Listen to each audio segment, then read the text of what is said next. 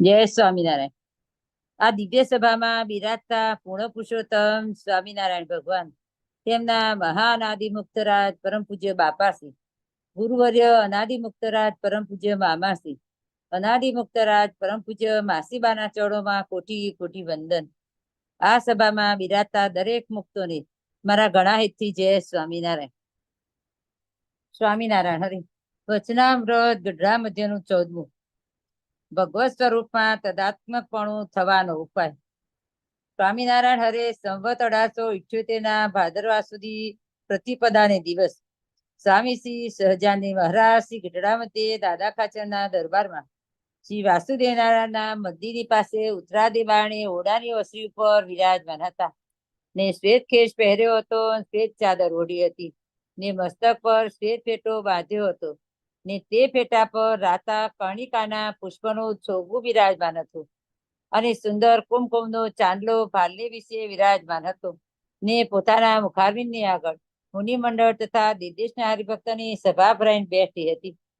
પછી મુક્તાનંદ સ્વામીએ પૂછ્યું, જે ભગવાનના સ્વરૂપને વિશે જે સંત તદાત્મકપણાને પામે છે તે સમાધિ કરીને પામે છે કે એનો કોઈ બીજો પણ પ્રકાર છે? પછી શ્રીજી મહારાજ બોલ્યા છે, જેણે ભગવાનનું સ્વરૂપ જેવું કાલે અમે કહ્યું હતું તેવું યથાર્થ જાણ્યું હોય, ને તેમાં કોઈ જાતનું ઉત્થાપન રહ્યું ન હોય, જેમાં લીમડાનું વૃક્ષ છે તે એકવાર જાણી લીધું છે, પછી કોઈ રીતે મનમાં સંકલ્પ થતો નથી જે લીમડો હશે કે નહીં હોય. એવી રીતે ગમે તેનો સંગ થાય અને ગમે તેવા શાસ્ત્રને સાંભળે, પણ કોઈ રીતે કરીને ભગવાનના સ્વરૂપનો જે નિશ્ચય કર્યો હોય તેમાંથી મન ડગમગે નહીં. એવો જે નિવૃત્તાનપણે ભગવાનનો નિશ્ચય, એને અમે તદાત્મકપણું કહીએ છીએ, અને એને જ નિર્વિકલ્પ સમાધિ કહીએ છીએ. ને એવી જાતની જેને નિર્વિકલ્પ સમાધિ થઈ હોય તે સંતનું સ્વરૂપ પણ નિર્ગુણ બ્રહ્મ જ છે. અને એવા અડગ નીચે વાળા જે સંત તે નિવૃત્તિ માર્ગને વિશે વર્તે અથવા પ્રવૃત્તિ માર્ગને વિશે વર્તે તો પણ એનું નિર્ગુણ જ સ્વરૂપ છે. જેમ નારદ ને સંકાદી કે સર્વે નિવૃત્ત માર્ગને વિશે પ્રવર્ત્યા, અને સપ્તઋષિ તથા જનક આદિ રાજા એ સર્વે પ્રવૃત્તિ માર્ગને વિશે પ્રવર્ત્યા, પણ એ સર્વેને ભગવાનના નિશ્ચયને નિર્ગુણ જાણવા. જય સ્વામિનારાયણ. પૂર્ણ પુરુષોત્તમ શ્રી સ્વામિનારાયણ ભગવાન સતસિદ અનાદિ મહામુક્તરાજ બાપાશ્રી, અનાદિ મુક્તરાજ નાળમામાં, અનાદિ મુક્તરાજ લીલામાસી તથા સર્વે સંતો હરિભક્તોના ચરણોમાં કોટાન કોટી વંદન સ. જય સ્વામિનારાયણ. આ સભામાં જોડેલા સર્વે મુક્તોને હેતપૂર્વક વંદન સ. જય સ્વામિનારાયણ. બતનામૃત છે સાવ નાનકડું, પણ શાસ્ત્રીય ભાષા છે. જનરલી આપણને એવું થાય કે શરૂ કરીએ ને પૂરું કરીએ. તો પ્રશ્ન એવો હતો મુક્તાનંદ સ્વામીનો, ભગવાનના સ્વરૂપને વિશે જે સંત તદાત્મકપણાને પામે છે, એટલે આપણી ભાષામાં જે આપણે કહીએ છીએ અનાદિમુક્તની સ્થિતિ, એક રસ ભાવ, રસ બસ હોય રસ્યાસન, એવી સ્થિતિને પામે તે સમાધિએ કરીને પામે કે કોઈ બીજો પ્રકાર પણ છે? પ્રશ્ન એવો હતો. હું મહારાજ એનો જવાબ આપીશ. મહારાજ એમ કે છે કે જેવું ભગવાનનું સ્વરૂપ અમે કાલે કહ્યું હતું, કાલે એટલે ગઢડા મધ્યના 13મા વચનામૃતની વાત છે. 13મું વચનામૃત આમ સૌથી વધારે વિશેષ કહેવાય આપણા વચનામૃતોમાં. ગઢડા પ્રથમનું પહેલું, મધ્યનું 13મું, છેલ્લાનું છેલ્લું, આ 3 વિશેષ કહેવાય. એમાં 13મા વચનામૃતમાં વાત એવી હતી, મહારાજે બધા સંતોને આમ શાંત રાખી અને પછી વાત કરેલી કે સાંભળો કે આ વાત સભામાં કહ્યા જેવી તો નથી, પણ તો પણ હું કહું છું. મહારાજે પોતે થોડીક સ્પષ્ટતા કરી છે કે હું દંભેપ કરીને નથી કહેતો કે મારી મોટપ વધારે સારું નથી કહેતો. એમ કરીને મહારાજે અહીંયા સિદ્ધ અનાદિ મુક્તિની સ્થિતિની વાત કરેલી છે, પણ પોતાના વિશે વાત કરેલી હતી. પછી મહારાજ આખું પહેલા વર્ણન કરે છે કે આ વાત તો એમ કે કીધા જેવી નથી સભામાં, તો પણ કહું છું. અને મારી ડિટેલ છે, જીવનું અતિશય રૂડું થાય એના માટે કહું છું. સર્વશાસ્ત્રમાં મળતી આવે છે. તો કે પેલા તો એમ સહજ સ્વભાવ કેવો છે મારો, મહારાજ પોતાના વિશે વાત કરે. તો કે મને કેવું, તો કે સંસારની વિશે અતિ રૂડો શબ્દ સ્પર્શ ને અતિ ભૂંડો બધું સમ વર્તે છે. ટૂંકમાં જે મહારાજ એમ કે કચરો, સોનું, કંચન, પથ્થર બધું સમ વર્તે છે. મને કોઈ હાથે બેસાડી કે ગધેડે બેસાડે તો પણ મને સમ વર્તે, કોઈ માન આપે કોઈ અપમાન આપે મને સમ વર્તે છે, કોઈ ચંદન પુષ્પ સારા વસ્ત્ર કરે એનાથી પૂજન કરે તો પણ સમ વર્તે છે. એટલે મહારાજ બધી વસ્તુમાં એક જ કીધું છે કે સારા નરસાનો કોઈ ભેદ નથી, બધું જ મને સમ વર્તે. મને એટલે મહારાજે પોતાના વિશે અનાદિમુક્તની સ્થિતિની વાત કરેલી છે. તો કે એવી રીતે મારે બધું સમ વર્તે, હું કોઈને બોલાવું કોઈને ન બોલાવું તો એ બધું મારે સમ વર્તે, કોઈ નાના નથી કોઈ મોટા નથી, સોનાની વાંસળી હોય તોય કે મને ફેર નથી પડતો, માથે પાણો ઉપાડેલો હોય તોય ફેર નથી પડતો, એમ કઈ સ્થિતિ સમની વાત કરી છે. કે ખરેખર આખા શાસ્ત્રમાં નિચોડ જોઈએ તો એવું છે કે જે બ્રહ્મ સ્થિતિને પામે છે તેને સારા નરસા વિષય સમ થઈ જાય. માન અપમાન રાગ દ્વેષ મારું તારું હાર જીત હર્ષ શોક આ બધું સમ થઈ જાય ત્યારે જ આ સ્થિતિને પમાય છે. એટલે એવી રીતે વાત કરીને મહારાજ પછી પોતાની દિવ્ય સ્થિતિની વાત કરે છે. પછી મહારાજ આગળ એમ કે છે કે પૂથલેલ ઢોરનું દ્રષ્ટાંત આપે છે. પૂથલેલ ઢોર એટલે જે માંદું પડી ગયેલું ઢોર હોય ને એને ધબ દઈને જમીનમાં બેસી જાય, પછી એને જાતે ઊભું કરવું હોય ને ન થઈ શકે એટલે એને બે જણા થઈને એક મોટું લાકડું લે એના પેટના ભાગમાં ભરાવીને એના ટેકાથી એનું ઊંચું કરે, પણ જેવું લાકડું કાઢી લઈને પડી જાય. એમાં આવી સ્થિતિ જે આગળ વાત કરશે એવી સ્થિતિ જે સંતની થઈ ગઈ હોય સંસારની વિશે કાર્ય કરે પણ એવી રીતે કરે એમ કે જ્યાં સુધી જરૂર હોય ત્યાં કરીને પછી પ્રવૃત્તિ વિસારી દે, એને એમાં પ્રવૃત્તિ એને સ્પર્શી ન જાય. પછી આગળ પાછી આપણી એમ સામાન્ય ભાષામાં જોઈએ તો મહારાજે દ્રષ્ટાંત આપેલું કે લીંબુ ચૂસ્યા હોય તો કે જો લીંબુ વધારે ચૂસાઈ ગયા તો દાંત અંબાઈ જાય, એક શેકેલી સોપારી કે ચણા પણ ભાંગવાની સમર્થ થાય નહીં. તો પેલા જયારે આપણે શરૂમાં વચનામૃતનો અભ્યાસ કરીએ તો આમાં કઈ આપણને ખબર પડે ને કે કહેવા શું માંગે, પણ એનો અર્થ એવો છે કે જો લીંબુ વધારે ચૂસાઈ ગયા તો દાંત અંબાઈ જાય, એક શેકેલી સોપારી કે ચણા પણ ભાંગવાની સમર્થ થાય નહીં. એમ જેને વિષયરૂપી ખટાઈ ચડી ગઈ હોય તો એને પછી કોઈ હિસાબે એની વૃત્તિ પાછી વળતી નથી, પણ જેની વૃત્તિ આવી ભગવાન સન્મુખ થઈ ગઈ હોય તો એને શું થાય તો કે જગત સંબંધી વૃત્તિ લાવવી પડે. ધારો કે ગુણાતીતાનંદ સ્વામી એવું કહેતા કે અમારે તો આવડો મોટો મંદિરનો વ્યવહાર છે પણ એક ક્ષણ વાર માટે જો અમે મૂર્તિ ભૂલતા હોઈએ તો અમારું તાળવું ફાટી જાય. હવે આમાં પણ એમ થાય કે આવડો મોટો મંદિરનો વહીવટ ચલાવતા હતા, પોતે મહંત હતા, ત્યારે તો સેવા પણ મંદિરની ઘણી બધી જાતે કરવી પડતી, પોતે કચરો વાળતા, સત્સંગ કરાવવાની સેવા હતી, બાંધકામ કરાવવાની પણ સેવા જવાબદારીઓ રહેતી. તો એટલી પ્રવૃત્તિ કરતા પણ એમ કે અમે ક્ષણ વાર માટે પણ મૂર્તિ ભૂલતા નથી એવું ગુણાતીતાનંદ સ્વામી કહેતા. મામાએ પણ આપણને અમૃત સરિતામાં કીધું છે કે ક્ષણ વાર માટે પણ મૂર્તિ, એમને મૂર્તિનું ખેંચાણ થઈ જાય તો લિંગ તૂટી જાય, વાત કટકે કટકે થાય તો એ આપણને કેવું બહુ મોટા વિદ્વાન વક્તા બોલતા હોય ને એની સભામાં આપણને બહુ રસ પડે, એમ વ્યવસ્થિત એને શીખેલું હોય, ટ્રેનિંગ હોય એટલે એને કથા કરતા સરસ આવડતી હોય. પણ જે મુક્ત મૂર્તિમાં રહીને વાતો કરતા હોય એને ખેંચાણ વધારે મૂર્તિમાં હોય અને એને કદાચ કોઈ શબ્દ સેજ આગળ થઈ જાય પાછળ થઈ જાય, ઓલામના જેવી આમ સરસ વ્યવસ્થિત રંજન વાળી કથા ન આવડે પણ એ સાચી બીજ વાળી કથા હોય. પછી મહારાજે ધીમે રહીને એ વચનામૃતમાં આગળ આપણને 13મા વચનામૃતમાં એવું કહી દીધું હતું કે પછી શું કરે તો કે બધી જે બાહ્ય જગતનું જે કઈ છે એમાં એમની વૃત્તિ પરાણી જાય અને જેવું એ કાર્ય પતે ને તો કે વૃત્તિ પાછી વળે. કે બધી વૃત્તિ ક્યાં પાછી વળે તો કે હૃદય આકાશને વિશે. પછી તો કે પછી હૃદય આકાશને વિશે એમને તેજ દેખાય, તે તેજમાં મૂર્તિ દેખાય. તે મૂર્તિ કેવી છે કે દ્વિભુજ છે, બે ચરણ છે, એવી મૂર્તિ એમને દેખાય. એટલે અનાદિમુક્તની સાક્ષાત્કારની સ્થિતિની આ વાત છે, સંતની વાત છે, પણ પોતાના વિશે કરીને પોતાના ઉત્તમ મુક્તની સ્થિતિની વાત કરેલી છે. પછી એમાં મહારાજે એવું કીધેલું કે મૂર્તિ આગળ દેખાય, પાછળ દેખાય, બેઠી દેખાય, હરતી ફરતી દેખાય. જેમ આપણે વાલી લાગે છે મૂર્તિ મહારાજની એમાં ગઈએ ને આગળ પાછળ ને સર્વત્ર મૂર્તિ, એની જેમ આ મુક્તની સ્થિતિ એવી થઈ જાય કે એને બધી જ મૂર્તિ મૂર્તિ મૂર્તિ જ ભાસે, મૂર્તિ વિના બીજું કાંઈ ભાસે નહીં. એવા મુક્તની વાત છે. પછી આગળ એમાં મહારાજ પાછા એમ કીધું હતું કે અમે ગર્ભમાં આવ્યા મોર પણ દેખતા અને ગર્ભમાં આવ્યા પછી પણ દેખતા. તો એ પણ સ્થિતિ મુક્તની છે કે મુક્ત ગર્ભમાં આવતા નથી.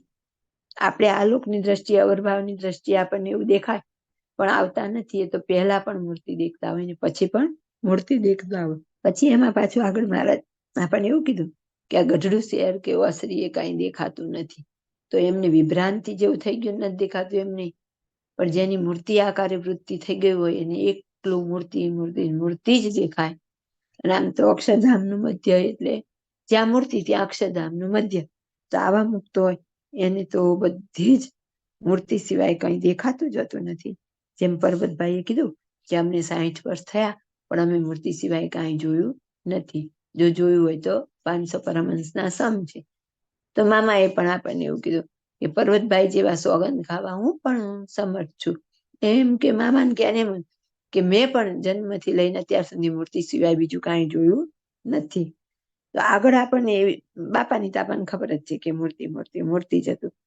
પછી આપણને એમ કીધું કે જ્યારે કોઈની આવી સ્થિતિ થઈ જાય એટલે કે જ્યારે એને પૂર્ણ સ્થિતિને પામી જાય તો પછી એને પંચ વિષય છે હજી જીતાઈ જાય. કામ ક્રોધ લોભ આવે તો સ્વાભાવિક છે કે એને કોઈ એવા વિકાર રહે નહીં. એટલે અહીં હવે આપણને એવી વાત કરી છે, વાત હતી 14મા વચનામૃતમાં કે કેવી રીતે ભગવાનના તદાત્મકપણાને પમાય સમાધિએ કરીને કે બીજો પણ ઉપાય છે. એટલે મહારાજે એમ કીધું કે જેવું અમે કાલે કહ્યું હતું એવું, એટલે જે અત્યારે આપણે વર્ણન કર્યું એવી પૂર્ણ સ્થિતિ થઈ હોય કે જેને દરેક પદાર્થ સમ થઈ ગયો હોય, સંસારમાં ક્યાંય આસક્તિ લેશ માત્ર ન હોય. મામા કે એકાંતિક એટલે શું?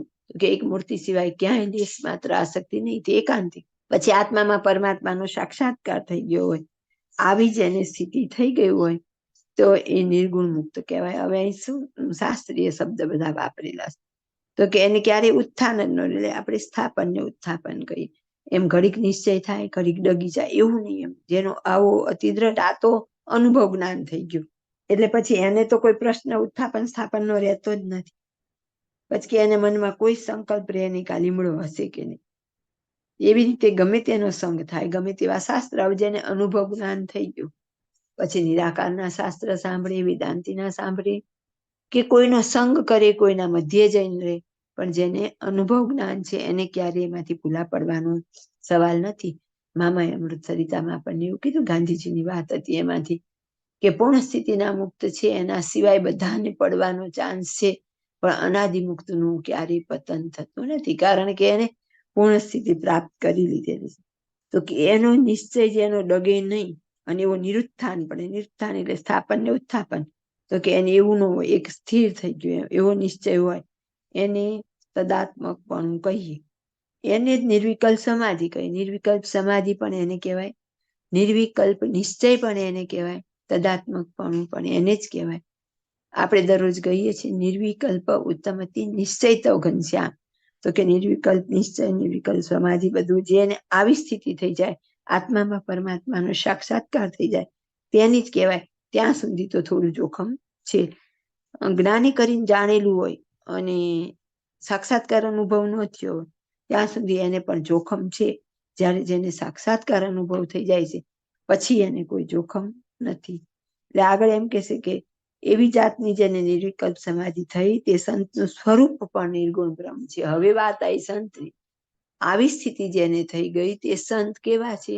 તો કે નિર્ગુણ બ્રહ્મ છે, મહારાજની તુલ્ય છે, એમ ટૂંકમાં કે આનો મતલબ છે.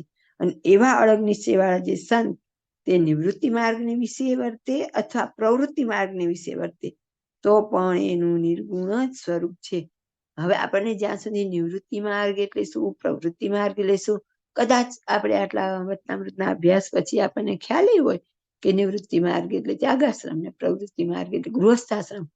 તો કે આવી સ્થિતિ જો કોઈ ગૃહસ્થાશ્રમમાં હોય એને થઈ ગઈ હોય કે કોઈ ત્યાગાશ્રમમાં હોય એને થઈ ગયું, પણ જેને આવી સ્થિતિ થઈ હોય તે જ નિર્ગુણ બ્રહ્મ કહેવાય. બાકી નિવૃત્તિ માર્ગમાં હોય કે પ્રવૃત્તિ માર્ગમાં જ્યાં સુધી આવી સ્થિતિ નથી થઈ ત્યાં સુધી તેને નિર્ગુણ બ્રહ્મ ન કહેવાય. આગળ આવશે એ બધી ચોખવટ હજી. પછી મહારાજે આપણને સ્પષ્ટતા પણ કરી. નારદ ને સંકાદિક છે તે સર્વે નિવૃત્તિ માર્ગને વિશે પ્રવર્ત્યા, તો એમને ત્યાગાશ્રમ હતો.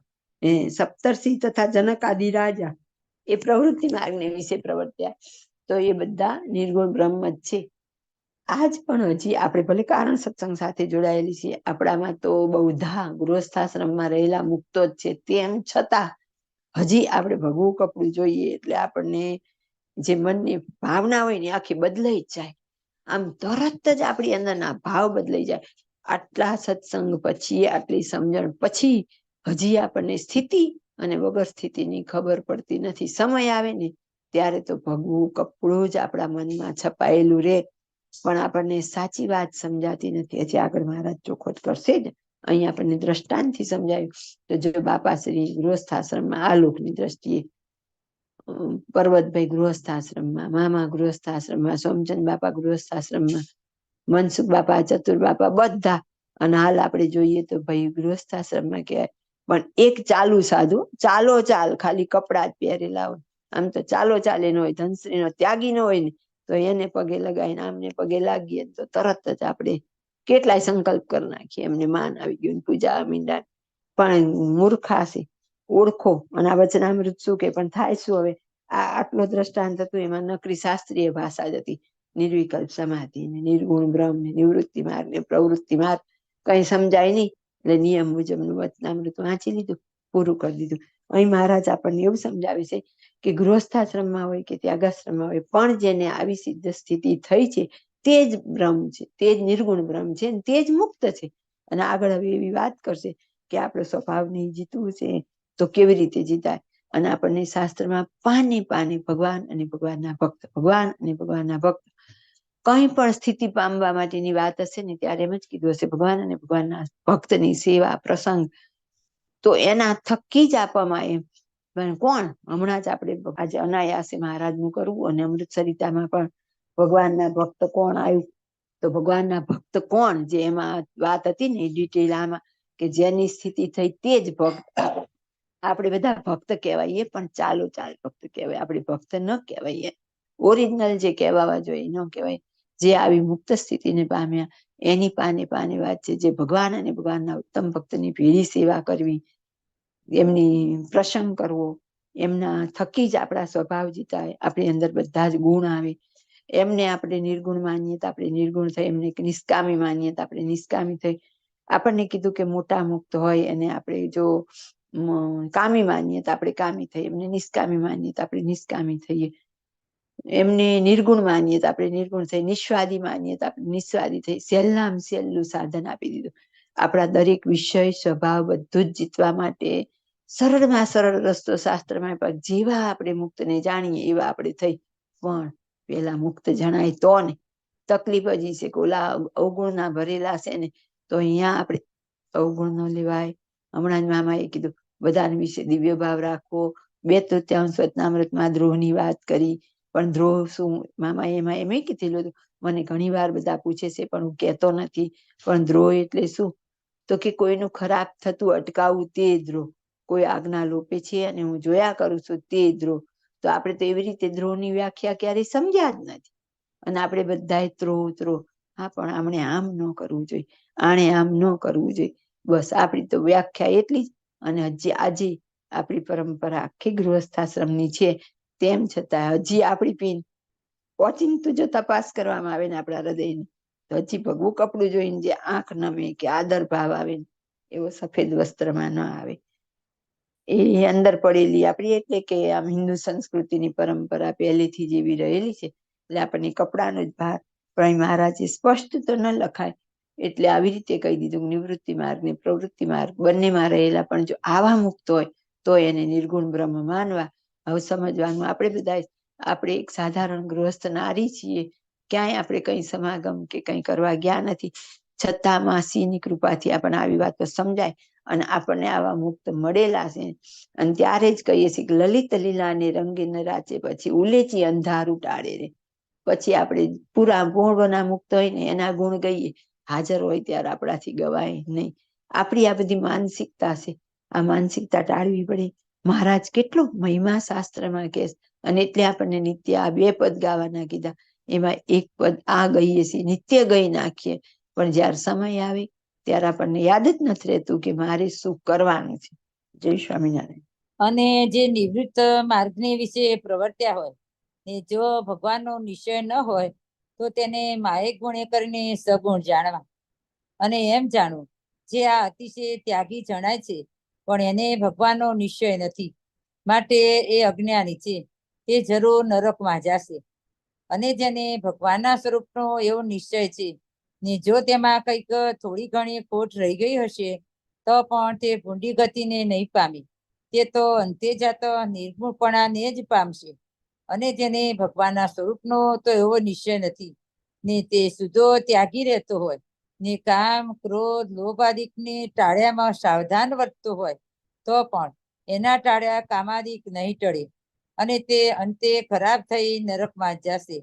અને આવું જે ભગવાનના સ્વરૂપનું જ્ઞાન તે જેને થયું હોય ને તેને થોડી બુદ્ધિ હોય તો પણ એને મોટી બુદ્ધિ વાળું જાણવું. અને આવું ભગવાનના સ્વરૂપનું જ્ઞાન જેને ન હોય ને તેને જો જાજી બુદ્ધિ હોય તો પણ તેને બુદ્ધિહીન જાણવું. ઇતિ વચનામૃત ગઢડા મધ્યનું 14મું.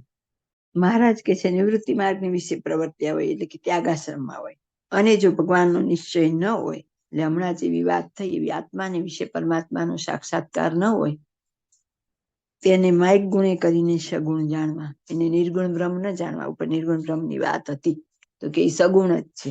જ્યાં સુધી આત્મામાં પરમાત્માનો સાક્ષાત્કાર નથી અને જો ત્યાગાશ્રમમાં છે તો પણ તે સગુણ છે અને ગૃહસ્થાશ્રમમાં છે એટલે કે પ્રવૃત્તિ માર્ગમાં છે પણ આત્મામાં પરમાત્માનો સાક્ષાત્કાર છે તો તે નિર્ગુણ બ્રહ્મ છે. પાછા શું કીધું આગળ? અતિશય ત્યાગી જણાય છે પણ એને ભગવાનનો નિશ્ચય નથી, માટે અજ્ઞાની. બધા જ નિયમ ધર્મ જે ત્યાગાશ્રમના પાડવાના હોય તે સારધાર પાડતા હોય પણ જેવો મહારાજનો પરિપૂર્ણ નિશ્ચય, જો આપણે આગળનું 13મા વચનામૃતનો સંદર્ભ ન લઈએ તો આપણને કદાચ એમ જ થાય કે સર્વોપરી નિશ્ચયની વાત છે. પણ અહીં કીધું જ તું કે ગઈકાલે જેવી વાત કરી હતી એવી તો કે સંપૂર્ણ સાક્ષાત્કારની સ્થિતિ નથી અને ગમે એવા ત્યાગી છે તો એ અજ્ઞાની છે, જરૂર નરકમાં જાશે. એ મહારાજે ઘણા વચનામૃતમાં આપણને કીધું પણ ખરું કે નરકમાં એટલે ભૂંડી ગતિ તો નહીં થાય પણ એને વારંવાર જન્મ આવશે. આપણા ઘણા વચનામૃતમાં કીધું અનેક જન્મ સંશિષ્ટતો યાતિ પરામ ગતિ, તો કે વારંવાર દેવલોકને પામશે, મૃત્યુલોકને પામશે, દેવલોકને પામશે, મૃત્યુલોકને પામશે. અંતે એક વખત તો જયારે પૂરું થયું ક્યારે જાણવું? બાપાશ્રીએ આપણને એવું કીધેલો પ્રશ્ન ભાગ 2 વાર્તા 49ની છેલ્લી લીટી, 50ની પહેલી લીટી, આત્મામાં પરમાત્માનો સાક્ષાત્કાર થાય ત્યારે પૂરું થયું જાણવું.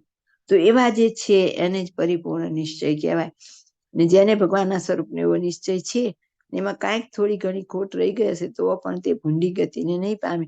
એને કોઈ ખોટ તો રહી જ ન હોય પણ અહીં આપણને ખાલી કહેવા માટે, કારણ કે ખોટ રહી જાય ત્યાં સુધી તો આવી સ્થિતિ થતી નથી. તે તો અંતે જાતો નિર્ગુણપણાને પામશે. એટલે આપણે હિંમત ન હારી જઈએ, હિંમત દેવા માટે મહારાજ આપણને આવી વાત કરે છે. ને જેને ભગવાનના સ્વરૂપનો તેવો નિશ્ચય નથી ને તે સુધો ત્યાગી રહેતો હોય, એક તો ત્યાગાશ્રમમાં રહેતો હોય, ખાલી એને આવો પરિપૂર્ણ નિર્વિકલ્પ નિશ્ચય નથી, કામ ક્રોધ લોભ આદિકને ટાળ્યામાં સાવધાન વર્તતો હોય એટલે કે એના દોષો ટાળવામાં પણ સતત જાગૃત છે અને ત્યાગાશ્રમમાં રહે છે તો પણ એના ટાળ્યા કામાદિક નહીં ટળે. જ્યાં સુધી એને આવા સંત નહીં મળે ત્યાં સુધી એના દોષ ટળશે નહીં. બધી જ જે કંઈ આપણી દવાની જરૂર છે તો કે આપણા બધા રોગનું ઔષધ તો કે આવા ઉત્તમ મુક્તનો આશરો. ટળશે તો નહીં પણ આગળ પાછા એમ કે તે અંતે ખરાબ થઈને નરકમાં જ જાશે. અને આવું જે ભગવાનના સ્વરૂપનું જ્ઞાન તે જેને થયું હોય ને તેને થોડી બુદ્ધિ હોય તો પણ એને મોટી બુદ્ધિ વાળો જાણવો. જેમાં આપણે કહીએ છીએ ને કે આપણે સાધારણ ગૃહસ્થાશ્રમમાં રહેલી કોઈ બે આપણને સંસ્કૃતના શબ્દ આવડતા નથી પણ આપણને આવી મુક્ત પરંપરાની ઓળખાણ થઈ, એમને વિશે આત્મબુદ્ધિ થઈ તો આપણા ભાગ્યની તો કોઈ વાત ન થાય. એટલા બધા આપણા મોટા ભાગ્ય છે. ને આવું ભગવાનનું સ્વરૂપનું જ્ઞાન જેને ન હોય ને તેને જો જાજી બુદ્ધિ હોય તો પણ તેને બુદ્ધિહીન જાણવો, ઓછી બુદ્ધિ વાળો નહીં તો એને બુદ્ધિહીન જાણવો. કેટલા સત્સંગમાં પંડિતો વિદ્વાનો મોટી કેટલી પાછળ ડિગ્રી લખાય, કેટલી સભાઓ ગજવે, કેટલા એમના તો વળી ઓલા ગિનીસ બુકમાં નામ લખે કે આટલી પારણ કરીને, આટલું આ કર્યું ને આટલું આ કર્યું. એ બધું કર્યું તો ઓલી જેમ આપણે બધી ગોપીઓ કેવી કૃષ્ણના પારને પામી ગઈ હતી કે એનું નામ ઇતિહાસમાં આવી ગયું. ઉદ્ધવજી એમ કેવું પડ્યું કે આ ગોપીઓ જેવું તો જ્ઞાન મારી પાસે નથી, મારે તો આ ગોપીઓ પાસેથી જ્ઞાન લેવાની જરૂર છે. મને કૃષ્ણ ભગવાને જ્ઞાન આપવાની, જ્ઞાન લેવા માટે મોકલો તો. એમ વિદ્વાનો બધા રહી જાય છે, જેને પામવા છે, ઓળખવા છે, એને ઓળખતા નથી. અને આવા સાધારણ જેવા આપણને મહારાજની મુક્તોની કૃપા થાય કે આપણે આવા મુક્તને ઓળખી શકીએ છીએ. તો આજ આપણા ઉપર સર્વથી મોટી વિશેષ કૃપા કે આજના સમયમાં આપણે જેમ છે એમ ઓળખી, જેમ છે એમ તો કોઈ મુક્તને આપણે ઓળખી જ ન શકીએ પણ તોય થોડી કઈ ઓળખાણ પડે છે અને બાકી તો બધાને ધ્રુવ અને એટલે તો કીર્તન છે ને કે કમળ ક્યાં હોય તો કે વને વને ચંદન ન હોય, જડે જડે કમળ ન હોય. એમ આપણે ઓળખવા પડે કે બધી જગ્યાએ આવા પૂર્ણ સ્થિતિના મુક્ત હોય જ એવું ન હોય. પુરુષોત્તમ બોલ્યા પ્રીતિ કીર્તન છે એમાં આપણે કહીએ છીએ બહુ મુક્ત વીજળી તોલે રે. તો કે મુક્ત કેવા હોય તો કે વીજળી કેવી લગભગ તો ચોમાસામાં વીજળી થાય અને આમ ચમકારો કરે ને તરત અદ્રશ્ય થઈ જાય. એની સેકન્ડમાં જ એની ગતિ હોય, બરાબર, મિનિટમાં ન હોય વીજળીની. એમ મુક્ત તો એવા રેર કેસમાં હોય. અને બીજી સાદી ભાષામાં કહી તો વીજળીના ઝબકારે મોતી પરોલ્યો. તો કે ઝબકારો કરીને જતી રહી એટલી વારમાં આપણે આપણું કામ કાઢી લેવું, ઓળખી લેવું. ન ઓળખ્યા હોય તો જે ઓળખાવનાર હોય ત્યાં રહેવું, બેસવું, ઉઠવું, એનો સંગ કરવો. પણ આ પ્રાપ્તિ થાય એને જ આગળ પ્રગતિ થાય. હવે 15મું વચનામૃત છે ને એમાં પછી એવું જ હતું કે આપણો સ્વભાવ નાશ પામતો તો શું કરવું, તો કે આવા જે સંતો હોય ને એવી સેવા કરવી. પણ 13માં પેલા એવા સંતની પરિચય આપ્યો, 14માં આવી વાત કરી, 15માં એવી રીતે મહારાજે થોડું ગોઠવેલું છે. તો આપણા માટે તો સૌથી આનંદની વાત એ છે કે આપણે આવી નિર્ગુણ બ્રહ્મ એવા સંતો મુક્તો એની પરંપરામાં આપણે આવી ગયા. આપણા કોઈ પુણ્ય નથી, આપણું કોઈ એવું સાધન નથી, પણ સહેજે સહેજે બાપાશ્રી કે બગાસું ખાતા સાકરનું ગાંગડું મોઢામાં આવી ગયો. એમાં આપણી કોઈ પણ પાત્રતા વગર આપણને આ કૃપામાં મૂકી દીધા. અને લીલા માસીએ તો અઢળક કૃપા કરી કે મૂંગાને બોલતા કર્યા. મેં માસીને ક્યારે 5 વચન સમજાવતા કે બોધપાઠ દેતા જોયા નથી, પણ આપણા માટે આ સરસ કામ કર્યું કે આપણને આવું સરસ સમજાવે છે માસી. દ્રષ્ટિ સેવ મોટા હોય કે છે ને, તો આવી તો મહારાજ અને મુક્તોની કૃપા વગર આવી વાતો સમજાય નહીં. અને સમજ્યા પછી આપણી હવે શું સેવા, તો કે આપણે બીજા 4ને આ વાત સમજાવવી અને બને એટલો લાભ લેવો અને લેવડાવવો. જય સ્વામિનારાયણ. રહસ્યાર્થ પ્રદીપિકા ટીકામાં પ્રશ્ન 1 છે. તેમાં શ્રીજી મહારાજે કહ્યું છે જે નિરુત્થાનપણે અમારો નિશ્ચય હોય તે જ તદાત્મકપણું છે અને એ જ નિર્વિકલ્પ સમાધિ છે ને સંતનું સ્વરૂપ પણ નિર્ગુણ બ્રહ્મ છે. ને એવા અડગ નિશ્ચયવાળા નિવૃત્તિ માર્ગને વિશે તથા પ્રવૃત્તિ માર્ગને વિશે વર્તે તો પણ તે નિર્ગુણ જ છે. અને જેને આવો નિશ્ચય ન હોય ને તે નિવૃત્ત માર્ગમાં પ્રવર્ત્યો હોય તો પણ સગુણ ને અજ્ઞાની છે અને નરકમાં જશે. 2 બાબતો છે. પ્રશ્ન 1, અમારા સ્વરૂપનો નિશ્ચય કર્યો હોય તેમાંથી મન ડગે નહીં તેને શ્રીજીએ તદાત્મકપણું કહ્યું. તે નિશ્ચય કેવી રીતનો જાણવો? ઉત્તર 1, મધ્યના 13માં શ્રીજી મહારાજે વાત કરી હતી એવી રીતે જેની ઇન્દ્રિયોની વૃત્તિ પાછી વળી હૃદયની વિશે તેજમાં શ્રીજી મહારાજની મૂર્તિ દેખે એવા નિશ્ચયને તદાત્મકપણું કહ્યું છે ને તેને જ નિર્વિકલ્પ સમાધિ કહી છે. અને એવી રીતે મહાતેજ રૂપ થઈને શ્રીજી મહારાજની મૂર્તિને દેખે તે સંતને નિર્ગુણ બ્રહ્મ કહ્યા છે. તે મુક્ત આ પૃથ્વીને વિશે નિવૃત્તિ માર્ગમાં એટલે ત્યાગીના આશ્રમમાં અને પ્રવૃત્તિ માર્ગમાં એટલે ગૃહસ્થાશ્રમમાં રહ્યા હોય તો પણ નિર્ગુણ જ છે. પ્રશ્ન 2, પહેલી બાબતમાં એ સંતનું સ્વરૂપ નિર્ગુણ બ્રહ્મ છે એમ કહ્યું ને બીજીમાં અંતે નિર્ગુણપણાને પામશે એમ કહ્યું. તેનું શું કારણ હશે અને ભૂંડી ગતિ નહીં થાય તે શું સમજવું? ઉત્તર 2, પહેલી બાબતમાં સ્થિતિએ સહિત નિશ્ચયવાળાને નિર્ગુણ બ્રહ્મ કહ્યા છે અને બીજી બાબતમાં જ્ઞાને કરી નિશ્ચય કર્યો હોય પણ સ્થિતિ ન થઈ હોય તેની વાત કહી છે. ને તે જેને સ્થિતિએ સહિત નિશ્ચય ન હોય તેને ખોટ રહી જાય. તે ખોટ કહી તો મહાતેજ રૂપ માનીને શ્રીજી મહારાજની મૂર્તિને ધારતો હોય તેમાં માયિક સંકલ્પ કોઈ વખતે સ્ફુરી આવે ને વિક્ષેપ કરે એટલી જ ખોટ કહી છે. એને શ્રીજી મહારાજનો વિયોગ થાય ને ફેર જન્મ ધરવો પડે તેવી ભૂંડી ગતિ નહીં થાય. એનું દેહને અંતે કલ્યાણ થશે એમ કહ્યું છે. ઇતિ રહસ્યાર્થ પ્રદીપિકા ટીકા સમાપ્ત. ઇતિ વચનામૃત ગઢડા મધ્યનું 14મું થયું. સહજાનંદ સ્વામી મહારાજની જય, બાપા શ્રીની જય, સદગુરુ શ્રીની જય, સ્વામિનારાયણ ભગવાનની જય.